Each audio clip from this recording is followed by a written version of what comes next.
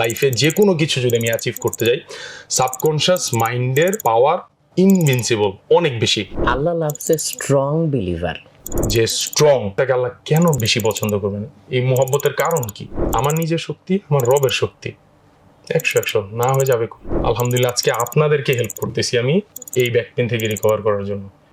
হ্যাঁ, ছোট্ট করে যদি আপনার কাজের পরিধিটা নিয়ে বলেন তাহলে আমাদের জন্য খুব ভালো হয়। আচ্ছা, মূলত আমি হচ্ছে health coach, but I mostly use the term pain free movement coach. Pain free movement coach, yes. তো বেসিকলি আমি যেটা করি সেটা হলো গিয়ে মানুষকে হেল্প করি যাতে করে প্রতিদিনের ডেইলি যে কাজগুলো আছে এগুলো কমপ্লিটলি পেইন ফ্রি আরো এফিশিয়েন্টলি যাতে করতে পারেন। আচ্ছা, তো এটার জন্য আমি একটা মেথড ডেভেলপ করেছি আমার এতদিনের রিসার্চ, এতদিনের ক্লায়েন্টদের সাথে কাজ করা এবং পড়াশোনা থেকে বেস করে। This is called BRACE. So BRACE মেথডটা হলো গিয়ে, এটা ব্রেস ওয়ার্ডটাকে যদি ভাঙি, brain reframing and corrective exercise. So ব্রেইনের ব্যাপারটা কেন আসলো এখানে?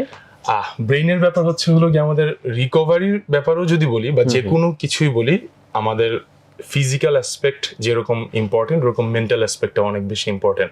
সো এখানে সাবকনশিয়াস ব্রেইনকে ইউজ করা, ওইটার পাওয়ারকে ইউজ করে আমরা রিকভারিতে ইউজ করতে পারি, প্লাস হচ্ছে আমার ওভারঅল হেলথ ইমপ্রুভ করার কাজে লাগাতে পারি। ওইটা হচ্ছে আমার মেন্টাল যে শিফট দরকার ওইটা করে দেয়। অ্যান্ড বাকি যেই আমার ইমপ্রুভমেন্ট করার জন্য বা আমার রিহ্যাবিলিটেশন করার জন্য, পেইন থেকে উঠে আসার জন্য বা আমাকে ওভারঅল স্ট্রেংথ ইমপ্রুভ করার জন্য যা দরকার সেটা হচ্ছে ডেইলি হ্যাবিট বা আমার রুটিন, ওইটার কাজ করা হচ্ছে কারেক্টিভ এক্সারসাইজ। সো এই দুইটার কম্বিনেশন হলে তখন অলমোস্ট 100% চান্সেস অফ রিকভারি। তার মানে আমি যদি ঠিক ধরে থাকি, সেটা হচ্ছে ধরেন কথার কথা আমার নেক পেইন, তাহলে এই নেক পেইনের জন্য আমি হচ্ছে আমার পোস্টার কিংবা জেস্টার এটা কারেক্ট করা কিংবা রেগুলার কিছু টুকটাক এক্সারসাইজ, এগুলোর পাশাপাশি আমার মাইন্ডসেটটাকেও এমনভাবে শিফট করতে হবে যাতে আমার এই রিকভারি বা রিহ্যাবিলিটেশনটা হচ্ছে এক্সিলারেটেড হয়, এরকম কিছু। অ্যাবসলিউটলি। এই স্ট্রেংথ বলতে আপনি কি বোঝাতে চাচ্ছেন? মানে স্ট্রেংথের কি কোনো হচ্ছে কি বলা যায় বিভিন্ন রকম আসপেক্ট বা সাইড বা পয়েন্ট অফ ভিউ আছে? ডেফিনেটলি। স্ট্রেংথ বলতে হচ্ছে শুধু যে ফিজিক্যাল স্ট্রেংথ এটাই না। স্ট্রেংথের হচ্ছে আমি 5টা সেক্টর বলি টোটাল। স্ট্রেংথের 5টা সেক্টর যদি আমি বলি, এবং প্রতিটা আমি আলাদা আলাদা এক্সাম্পল দিয়ে এক্সপ্লেন করবো যাতে বুঝতে দর্শকদের সুবিধা হয়। সো 5টা অ্যাসপেক্ট যদি বলি, physical strength, mental strength, emotional strength, financial strength and spiritual strength. এই পাঁচটা পিলার যদি আমার থাকে, then I am a stronger believer. Allah loves a strong believer. মানে স্ট্রং বিলিভার বলতে আসলে কি বুঝাইতে চাচ্ছিলেন? মানে তার হচ্ছে বিলিভটা স্ট্রং, মানে তার বিশ্বাসটা স্ট্রং, নাকি সে হচ্ছে গায়েগতরে স্ট্রং, নাকি কি আসলে? এইটা একটু ডিটেইলড টপিক এবং আমার খুব পছন্দের একটা বিষয়, এবং আমার ব্রেস মেথডের কোর ফিলোসফি বা one of the main headline হচ্ছে এটা: you are strong because you are the slave of the strongest. আমি শক্তিশালী, আমি সামর্থ্যবান, কারণ আমার শক্তি এবং সামর্থ্যের উৎস হচ্ছে সর্বশক্তিমান। So physical strength is definitely important. And আমি যেটা চিন্তা করি যে why would Allah love a stronger believer, মানে একজন যে স্ট্রং আর একজন যে উইক, তার চাইতে যে স্ট্রং তাকে আল্লাহ কেন বেশি পছন্দ করবেন? এই মোহাব্বতের কারণ কি? হাদিসটা পুরো কমপ্লিট হচ্ছিল গিয়ে, though there is goodness in both of them, but Allah কিন্তু স্ট্রঙ্গার মানুষটাকে বেশি পছন্দ করেন কেন, এবং প্রতিটাতে আমি আলাদা আলাদা করে এক্সপ্লেন করব। একজন stronger believer is beneficial to others. আচ্ছা, যে উইক সে হচ্ছে নিজের নিড ফুলফিল করতে করতেই কিন্তু তার দিন চলে যায়, হয়তো পুরোপুরি কমপ্লিটলি ফুলফিল করতে পারেন, আবার অনেক জায়গায় পারেন না। কিন্তু যেই লোকটা স্ট্রং, সে নিজের জন্য সাফিসিয়েন্ট এবং অন্যের জন্য সে বেনিফিশিয়াল। আপনি ধরেন আপনি স্ট্রং, আমি ফিজিক্যাল অ্যাসপেক্টটাতে বলছি, তারপর প্রতিটাতে আস্তে আস্তে বলবো, এটা একটু লম্বা সময় লাগবে আমি দেখছি আপনার কাছ থেকে। সেদিন হচ্ছে আমি একটা ভিডিও দেখলাম, হ্যাঁ, তো ভিডিওটা হলো গিয়ে একটা রিক্সা যাচ্ছে, আর ওইখান থেকে একটা বাস গেল, হঠাৎ করে রিক্সাটা হচ্ছে উল্টে গেল এবং ইমিডিয়েটলি একটা বাস ক্রস করলো। যখন রিক্সাটা উল্টালো, এই সময় হচ্ছে একটা বাবা, 2 হাতে 2 মেয়ে ছিল, এই দুই মেয়েকে নিয়ে রিক্সায় যাচ্ছেন। তো রিক্সাটা উল্টানোর সাথে সাথে বাবা 2জনকে এইভাবে ধরে জাম্প এবং টার্ন করে ফেলছেন। মানে শুধু যদি লাফ দিতেন তারপরেও কিন্তু বাসটা ইদার তার উপর অথবা একটা মেয়ের উপর দিয়ে চলে যায়। জাম্প করে অন্যদিকে ঘুরেও গেছেন। তো এটা প্রচন্ড এক্সপ্লোসিভ পাওয়ার এবং স্ট্রেংথ প্রয়োজন। I believe this is strength. কারণ আমি একজন বাবা হিসাবে আমার সন্তানকে যদি ওই জায়গায় আমি প্রোটেক্ট না করতে পারতাম, আমি নিজেকে মাফ করতে পারতাম, তো স্ট্রেংথ হচ্ছে এমন একটা জিনিস যেটা হচ্ছে আমার ডেইলি লাইফে কাজে আসে, এবং আমার কাজে তো অবশ্যই আসবে, অন্যদের কাজেও আসবে। আমার ফ্যামিলি, আমার ফ্রেন্ডস, আমার আপনজন যে কোনো প্রয়োজনে আমাকে কাছে পাবে। আমি যে কোনো ফিজিক্যাল নিড আমার ফ্যামিলিকে আমি প্রোটেক্ট করতে পারবো, এইটুক ক্যাপেবিলিটি আমার আছে। ফিজিক্যাল স্ট্রেংথ কেন দরকার? এই কারণে দরকার যে আমাকে প্রোটেক্ট করতে হবে, প্রোভাইড করতে হবে for me, for my family and for everyone else. শুধু পুরুষদের জন্য না, মেয়েদের ক্ষেত্রেও যদি বলি, যারা রাব্বাতুল বাইত ঘরে থাকেন, আপনি 365 দিন আপনাকে কাজ করতে হবে, এবং আপনি একটা দিন যদি অসুস্থ থাকেন, ফ্যামিলির যে একটা মহিলা, যে মাটার উপরে ডিপেন্ড, বাচ্চাদের খাওয়া ঠিক মতো হবে না, স্কুলে যেতে পারবে না ঠিক মতো, পড়াশোনা নষ্ট হবে, ঘর পুরো ফুল ময়লা হয়ে যাবে, সব কিছু, একটা ফ্যামিলি কিন্তু পুরো ফুল ডিপেন্ড করে ওই মহিলাটার উপর। উনি অসুস্থ হয়ে যাওয়া মানে হচ্ছে পুরো ফুল ফ্যামিলিটার প্রতিটা মানুষের এফেক্ট হওয়া। তো আমি যদি নিজে সুস্থ থাকতে চাই, পেইন ফ্রি থাকতে চাই, তাহলে হচ্ছে আমাকে স্ট্রেংথ ইম্পর্টেন্ট, ফিজিক্যাল স্ট্রেংথ। আর এরপরের পয়েন্টে যাই, mental strength. Mental strength important কেন? মেন্টাল স্ট্রেংথ দরকার কেন? বা আল্লাহ কেন একজন যার মেন্টাল স্ট্রেংথ আছে তাকে অন্য মানুষের চাইতে বেশি ভালোবাসবেন? মেন্টাল স্ট্রেংথ যেই মানুষটা আছে সে মেন্টালি স্টেবল। উনি হচ্ছেন, রং হোক রাইট হোক, সব সময় নিজের এইটুক এনাফ মানসিক শক্তি আছে যে রাইটের পক্ষ নেবেন। আমি এখন এই জিনিসটা খুব অবাক হয়ে দেখি, চিন্তা করি যে আজকে থেকে 15-20 বছর আগে রাস্তায় যদি একটা কোনো গন্ডগোল লাগতো, দুইটা রিক্সাওয়ালা বা দুইটা মানুষ যদি মারামারি লাগতো, মুরব্বীরা গিয়ে এটা থামানোর চেষ্টা করতেন, তাদেরকে আটকাতেন, এই মারামারি করো না। আজকাল এই জিনিসটা আমি দেখি না, পাই না। মানুষের মোরাল কম্পাস হয়তো ঘুরে গেছে, আমি জানি না, কিন্তু আমার মনে হয় মানসিক শক্তি যেটা দরকার, যে রাইটের জন্য দাঁড়ানো, এই যে আমাদের যে রিসেন্টলি যেই জিনিসটা হলো, এই জুলাইয়ের আন্দোলন, এই সময় আবু সাইদ একা এত বড় একটা থ্রেট, লাইফ থ্রেটেনিং এইভাবে বুক পেতে দিছে, ইজ মেন্টাল স্ট্রেংথ। সত্যের জন্য আমি ভয় না পেয়ে আগে যাওয়া, এবং এই মানুষটা যদি এইভাবে না আগে যেত, এইরকম ম্যাসিভ কিন্তু এফেক্ট হতো না। তো ওই যে আবু সাইদের মেন্টাল স্ট্রেংথ, এই মেন্টাল স্ট্রেংথ দিয়ে অন্য মানুষ ইনফ্লুয়েসড হলো এবং তাদের মেন্টাল স্ট্রেংথ ইমপ্রুভ করলো। ডোন্ট ইউ থিঙ্ক যে এটার জন্য আল্লাহ তাকে অন্যদের চাইতে বেশি পছন্দ করবেন? একটা মানুষের মানসিক স্ট্রেংথ এই কারণে দরকার। বা আমার যখন মানসিক স্ট্রেংথ এনাফ থাকবে, আমি আমার ফ্যামিলির জন্য, আমার যত ধরনের অসুবিধা হোক না কেন, আমি যত কষ্টের ভিতর দিয়ে যাই না কেন, আমি এনাফ স্টেবল থাকবো, স্ট্রং থাকবো, যাতে আমি আমার ফ্যামিলি, আমার ফ্রেন্ডস, আমার কাছের মানুষজনগুলো আমি প্রোটেক্ট করতে পারি, এবং তাদেরকে আমি যতটুকু আমার জন্য করা আমার দায়িত্ব, আমি আমার দায়িত্ব কর্তব্যটুকু করতে পারি। আমার মন খারাপ, আমি আজকে কাজে যাব না, বসে থাকবো, this is not strength. Strength হলো আমার মন খারাপ, আমি ডিপ্রেসড, বিগ ডিল, আমার দায়িত্ব আগে, আমার কর্তব্য আগে, আমার কাজ আগে করতে হবে, দ্যাটস ইট। এই কারণে যার মেন্টাল স্ট্রেংথ আছে, যার ফিজিক্যাল স্ট্রেংথ আছে, আল্লাহ তাকে অন্যদের চাইতে বেশি ভালোবাসেন, অন্যদের চাইতে বেশি ভালোবাসেন। এরপর আসি স্পিরিচুয়াল স্ট্রেংথ। এটার খুব সুন্দর একটা এক্সাম্পল আমার কাছে গত 1 সপ্তাহ আগে আসছে। আমার খুব ক্লোজ একটা কলিগ এবং ফ্রেন্ড, আমার দিনই বন্ধু। এই লোকটা আমি যখনই তার সাথে দেখা হয়, কথা হয়, আমার ঈমান বৃদ্ধিতে অনেক কাজে আসে। রিসেন্টলি নিউজ পেলাম, আমি ওদিন ঢাকার বাইরে ছিলাম, তো আমাকে ফোন দিল যে সাদমান, তো বাবা হয়েছি, আমার মেয়ে, তো আমি যাইতে পারিনি হসপিটাল, আমাকে ভিডিও কলে বাচ্চাকে দেখানো হচ্ছে। আমি দেখলাম, আলহামদুলিল্লাহ সম্পূর্ণ সুস্থ, নর্মাল ডেলিভারি, সব কিছু ঠিক, আলহামদুলিল্লাহ। পরের দিন, প্রথম যেদিন রোজা হলো, এই রোজার সেহরির সময় বাচ্চাটা মারা গেছে।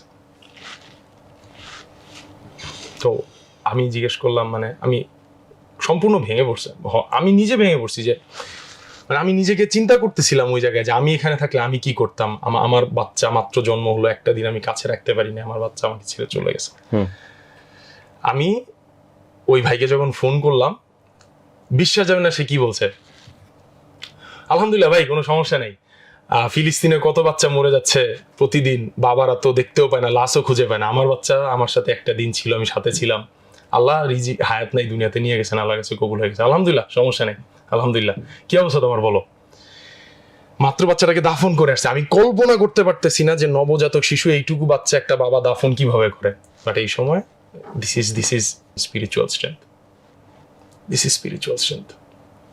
ইমোশনাল স্ট্রেংথ, আমার বাসায় আমার ফ্যামিলি মেম্বার, আমার অফিসে কারোর সাথে আমার ঝগড়া হয়েছে, আমার মেজাজ প্রচন্ড গরম, বা হচ্ছে রাস্তা দিয়ে আসছি, আমার গায়ে একটা গাড়ি কাদা মেরে দিছে, পুরা ফুল কাপড় নষ্ট হয়ে গেছে, মেজাজ অতিরিক্ত খারাপ। এখন বাসায় ঢুকে স্বাভাবিক ব্যবহার হচ্ছে, দরজা খুলবে আমার বউ, আমি কতক্ষণ মেজাজ খারাপ করবো, বাচ্চা আসবে তার সাথেও দুর্ব্যবহার করবো, অযথাই কিছু বকাঝকা করবো। এটা আমার স্ট্রেংথ না, দিস ইজ উইকনেস। আল্লাহ বলছেন যে your family deserves the best behaviour from you. এবং আমার ইমোশনাল স্ট্রেংথ হচ্ছে, আমি ইমোশনাল স্টেবিলিটি হচ্ছে, আমি জানি যে আল্লাহ বলছেন আমার ঘরের মানুষ, আমার পরিবারের মানুষগুলা আমার বেস্ট বিহেভিয়ার এক্সপেক্ট করে। তো আমার লাইফে যেই রকম ইমোশনাল স্টেটে আমি থাকি না কেন, আমার ইমোশনাল স্টেবিলিটি হচ্ছে আমি স্লেট ক্লিন করব। ভাই আমরা তো অনেক সময় হচ্ছে উল্টাটা করি, যে আমরা বাইরে এত ভদ্র ব্যবহার করি, এত ভালো ব্যবহার করি যে ভাজা মাছটা উল্টে খেতে পারি না, মানে ভদ্রতার হচ্ছে একেবারে মানে কি বলা যায় মূর্ত প্রতীক। কিন্তু হচ্ছে বাসায় গিয়ে মনে করি যে না, এখন তো আমার সেই ভদ্রতার খোলস না ধরে রাখলেও চলবে, এরা তো আমার বাসার মানুষ। অথচ এখানে হচ্ছে জিনিসটা উল্টা হওয়া উচিত, যে আমার ফ্যামিলি হচ্ছে আমার বেস্ট বিহেভিয়ারটা পাওয়া উচিত। এইটা করার পিছনে কি আমরা মনে করি কি যে আসলে অফিসে খারাপ ব্যবহার কেন করি না, কারণ হচ্ছে আমার চাকরি রিস্কে আছে, বা বাইরের কারোর সাথে দুর্ব্যবহার করলে আমাকে মারতে পারে, ঝগড়া হইতে পারে, তো আমার রিস্ক আছে। বাসায় যে বউ পোলাপান এদের সাথে ঝগড়া করলেই কি না করলে কি, ওরা তো আমার আন্ডারে আছে, আমি যা মন চায় তা ব্যবহার করতে পারবো। সম্পূর্ণ রং, সম্পূর্ণ রং। ফিজিক্যাল স্ট্রেংথ গেল, mental strength, spiritual strength, emotional strength, financial strength. Financial strength কি? ফাইন্যান্সিয়াল স্ট্রেংথ হচ্ছে আমার কাছে এনাফ আছে যেটা দিয়ে আমি আমার ফ্যামিলির সম্পূর্ণ নিড যা আছে আমি পরিপূর্ণভাবে ফুলফিল করতে পারতেছি। এক্সট্রাভ্যাগেন্সি না, লাক্সারি না, নিড যা প্রয়োজন আমি পুরা করতে পারছি সব কিছু। এবং স্ট্রেংথ কখন দরকার? আপনার পরিবার, আপনার এক্সটেন্ডেড ফ্যামিলি মেম্বার, বা আমি পার্সোনালি মনে করি যে ফাইন্যান্সিয়াল স্ট্রেংথ হচ্ছে এইটা, আপনার কাছে কেউ এসে চাইবে আপনার তাকে ফিরিয়ে দিতে হবে না, আছে না। আমি আমার খুব ঘনিষ্ঠ একজন আত্মীয়, যার ধরেন আপনার হলো ঋণের দায় আছে, তো আমার কাছে এনাফ আছে, আমি যে চাইলে তাকে সাহায্য করতে পারবো কর্জে হাসানা দিয়ে। This is financial strength.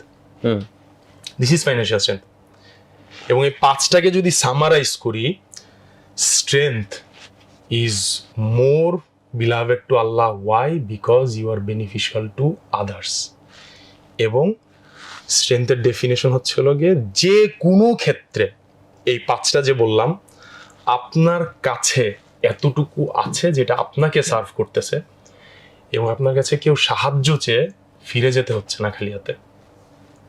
This is strength. ভাইয়া স্ট্রেংথের ব্যাপারটা খুব ভালো লাগলো, যে আপনি এখানে হচ্ছে স্ট্রেংথটাকে অনেকগুলা পয়েন্ট অফ ভিউ থেকে হচ্ছে দেখার চেষ্টা করেছেন এবং এটাকে লাইফের সাথে কানেক্ট করেছেন। ভাই আপনার যে মেথডটা ব্রেস, এইটার মধ্যে হচ্ছে স্ট্রেংথের পার্টটা কিভাবে আসে? তার মানে হচ্ছে এই জিনিসগুলো আপনি হচ্ছে আপনার রেগুলার রুটিনের মধ্যে বলেন বা হচ্ছে ট্রেনিং এর মধ্যে বলেন, এখানে কি কোনোভাবে ইনকর্পোরেট করেন? ডেফিনেটলি এইটাই তো হচ্ছে পুরো ফুল মেথডটা। সো দুইটা অ্যাসপেক্ট থেকে টার্গেট করি আমরা। এক নম্বর হচ্ছে ব্রেইন রিফ্রেমিং, আর একটা হচ্ছে corrective exercise. So corrective exercise হচ্ছে আপনার প্রতিদিনের ডেইলি এফোর্ট। আচ্ছা, আমি সবসময় বলি যে মানে ব্রেইন যেভাবে চিন্তা করে আর কি, আপনাকে আমি এখন একটা বলতেছি, আপনি এই কাজটা করবেন। হ্যাঁ, একটা লাল একটা গোল একটা ডট, এটার ব্যাপারে চিন্তা করবেন না। আপনি তো বলার আগে আমি চিন্তা করে ফেলছি। হ্যাঁ, তো ব্রেইনকে আপনি যদি কমান্ড দেন যে তুমি ব্যথার ব্যাপারে চিন্তা করবে না, আমার ব্যথা নাই, বা হচ্ছে আমার ব্যথা ভালো হয়ে যাচ্ছে, প্রতিবার কিন্তু আপনি ব্যথা বলতেছেন, ব্যথার কিন্তু একটা ইমেজ আছে, রেড ডটের একটা ইমেজ আছে, নাই জিনিসটার কোনো ইমেজ নাই। তো ব্রেইন হচ্ছে ওই নেগেটিভ জিনিসটা পিক করে না, এর আগের টুক পিক করে। একটা বাচ্চাকে যখন আপনি বলেন যে এই দুষ্টামি করবে না, ও দুষ্টামি করা পর্যন্ত পিকচার পায়, না এর কোনো পিকচার নাই, ও পাইছে দুষ্টামি করি আরো বেশি। তো ব্রেইন হচ্ছে এইভাবে ফাংশন করে না। যাদের ব্যাক পেইন, নি পেইন, বছরের পর বছর পার হয়ে যায়, শেষ দেওয়া যায় না। এখন বলতে পারেন যে আমার ব্যাক পেন, আমি চেষ্টা করি, আমি পারি না, ব্যথা হয়। তো আপনার যদি আল্লাহর কাছে যাওয়ার মাঝখানে ব্যারিয়ার, আপনার পেইন হয়, আপনি আল্লাহর কাছে চাইছেন, আপনার মালিকের কাছে চাইছেন, বলেন, ব্যারিয়ার সরাই দিতে দেখেন সরে নাকি না সরে।